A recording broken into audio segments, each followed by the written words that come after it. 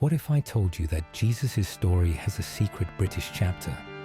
One where the Druids, yes, those mysterious ancient spiritual architects of the British Isles, might actually be linked to the origins of early Christianity.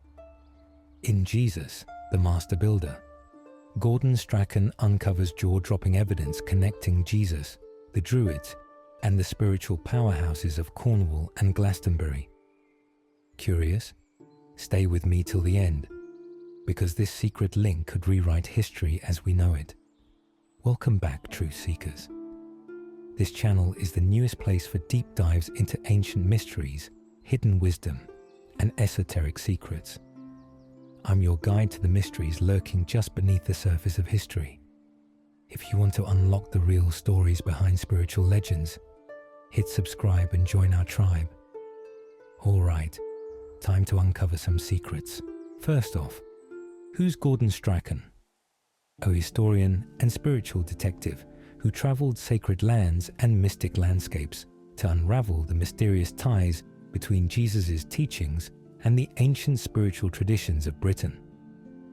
Strachan's research dives into medieval texts, sacred sites, and folklore that point to a shared heritage between early Christians and the Druids, the legendary wise ones of the British Isles. This is the information they never taught you in history class. Joseph of Arimathea, the man who buried Jesus, made a journey to Britain following the resurrection, carrying the torch of Jesus' teachings. According to ancient traditions, Joseph of Arimathea was a wealthy merchant who traded in tin, particularly in Cornwall, England. Ancient Israelite civilizations in the Eastern Mediterranean acquired tin, a crucial component in bronze production, with evidence suggesting this trade route stretched over 4,000 kilometers.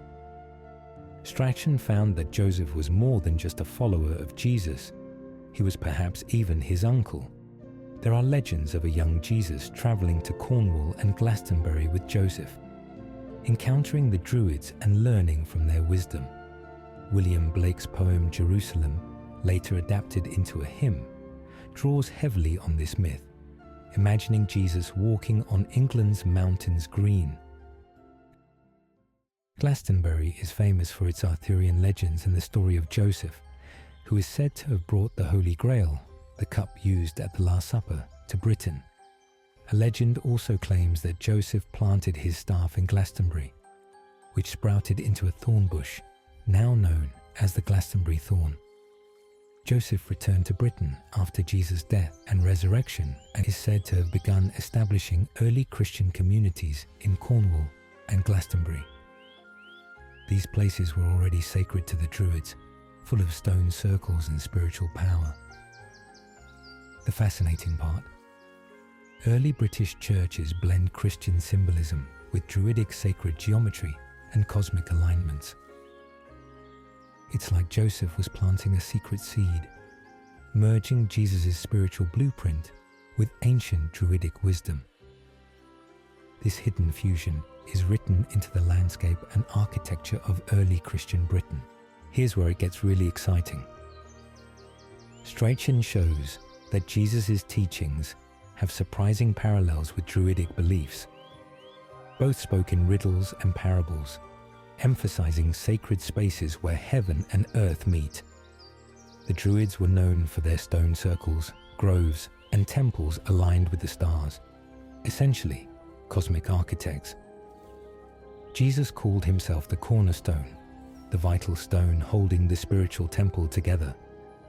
The Druidic focus on nature as a living temple echoes in Jesus' parables about seeds, vineyards, and shepherds. This isn't coincidence.